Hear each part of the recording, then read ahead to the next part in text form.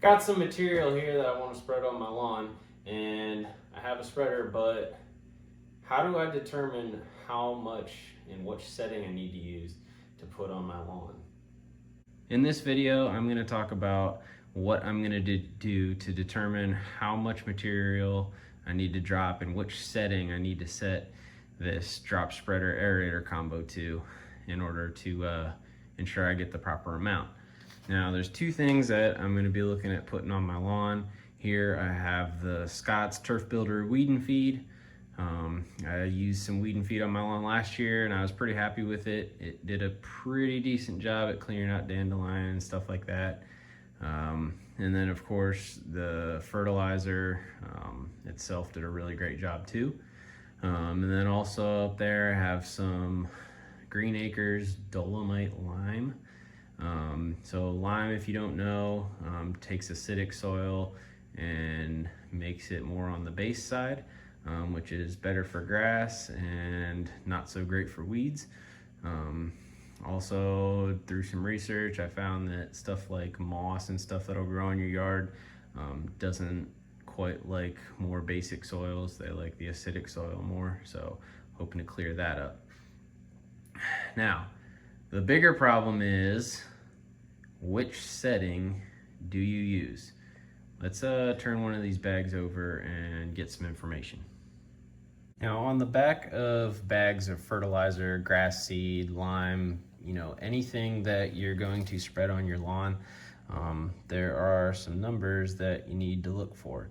Now a lot of them will have something like you see here, where it talks about depending on the spreader you're using, it tells you which settings. So being this is a Scott's product, of course it's going to tell you here, Scott's broadcast and rotary spreaders, you're going to set it at 3.5. And then for the Scott's drop spreaders, you're going to set it at 5.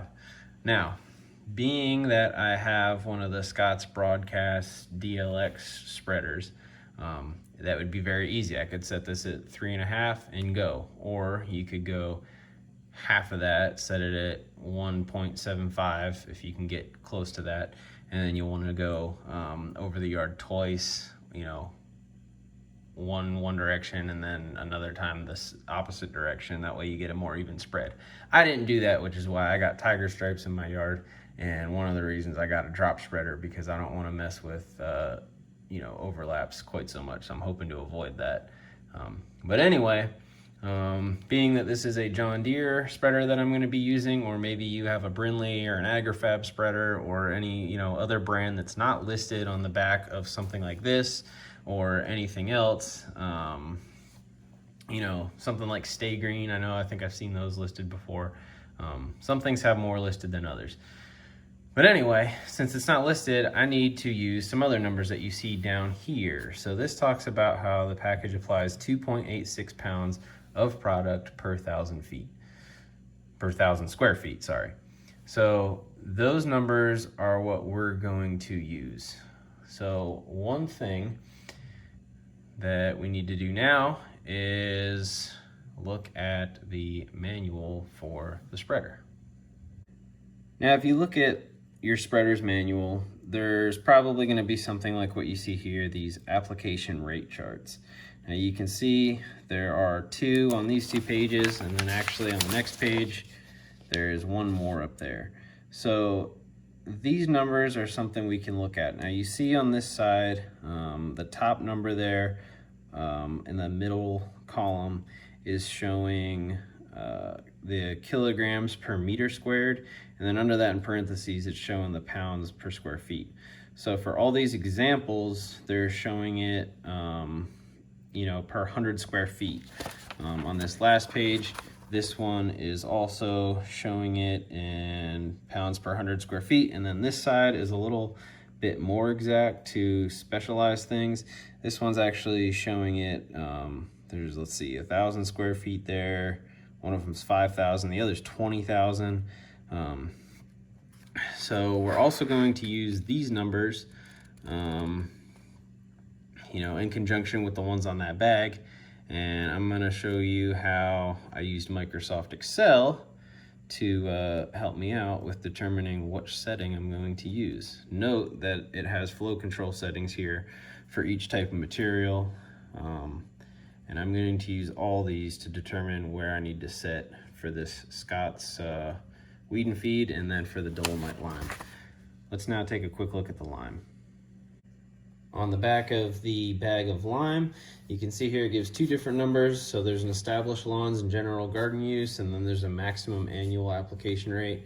So for an established lawns, 20 pounds at 1,000 square feet, and then the maximum is 60 per thousand. So I'm honestly probably only gonna do just one treatment this season. So I'm gonna be looking at probably just the 20 pounds per 1,000 square feet. I'm not too terribly worried. The grass grows pretty well, but in my past experience using lime, I've had pretty good results. So I'm just gonna put, that 20 pounds per 1,000 down. So to get this to where we're looking at 100 square feet, we just gotta divide it by 10. So basically 20 divided by 10 is gonna be 2. So 2 pounds per 100 square feet is what we're gonna be looking at for this lime. If we move that aside, we'll come back up to the Scott's. And if we divide that 2.86 per 1,000 square feet, basically we're gonna knock off a 0, slide our decimal point over, so you're looking at 0.286 pounds per 100 square feet. So let's remember those numbers and let's jump over to the computer. All right, now here we have the Excel product that I made. You can see a couple things. I have a little chart over here with a bunch of numbers on it, and over here a graph. So basically what I did is in the manual, I took all of the different suggestions and examples, labeled them out, and then I put the pounds per square feet that it suggested, the square feet of 100, which this is basically unnecessary, and then the flow suggestion that they have. From there, what I did is I just kind of color coded them depending on what they are. So the green color is anything that was like a grass seed, and the orange color I did for fertilizer type materials. And I actually did this after putting all of them in on just one chart one way, because I noticed a trend. So if we come over here to the chart, I used a scatter graph, put everything in, and you can see that there's a couple different trends going on. One's a little bit steeper than the other. And when I saw that originally, I was like, I wonder if there's a difference why some of them are more shallow incline and some of them are steeper. So then I looked at it and I thought, well, maybe there's a difference between, the grass seeds and the fertilizers. So I put them in as two different series, and sure enough, the fertilizers had this more shallow trend and the grass had a steeper one. So from that point, the color coding helped, and then I put a trend line in for each one separately. And at this point, I can basically use that trend line to kind of guesstimate about where I need to be. Now, something like lime isn't really going to hurt your yard too much at all. And most fertilizers really aren't, unless you have like a whole handful and you put it in one spot. You're probably not going to burn your yard too bad. So I wouldn't worry too much if you're a little above or below where your trend line's setting.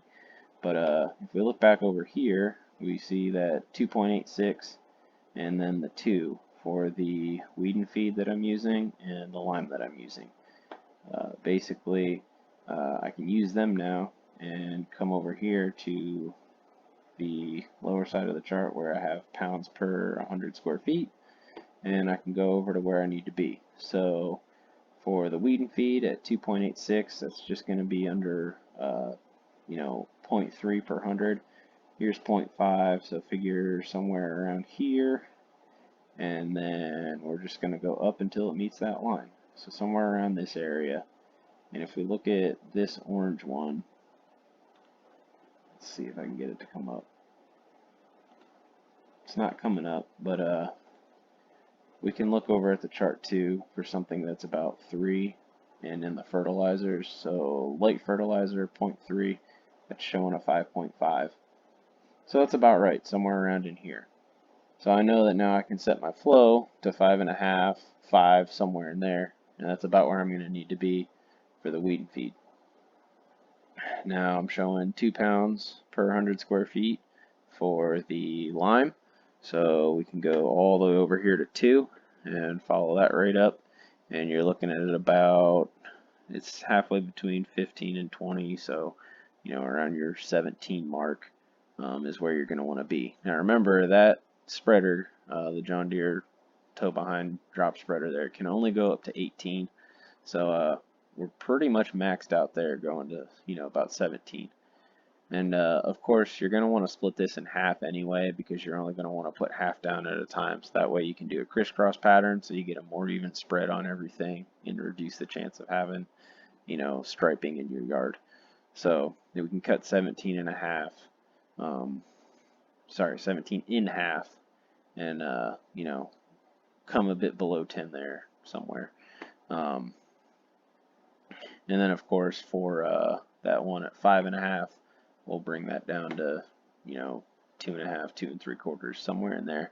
And that should get us about where we want to be.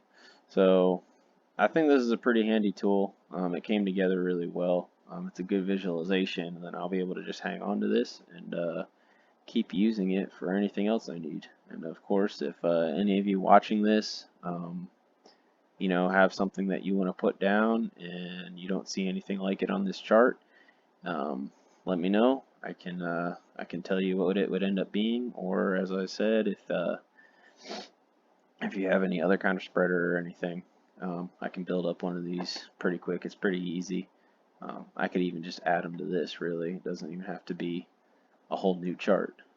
So yeah, I think this will be a pretty valuable tool rather than getting outside and actually driving around, measuring it, weighing everything like it suggests you do. I think this is going to be a good ballpark. Hopefully this was some good information for you. Hopefully you can either kind of recreate what I did if you're handy with Excel, or even ask me and I can help you out with getting the proper the proper setting for your spreader. If it's this spreader, it'll be super easy. I already have it made up.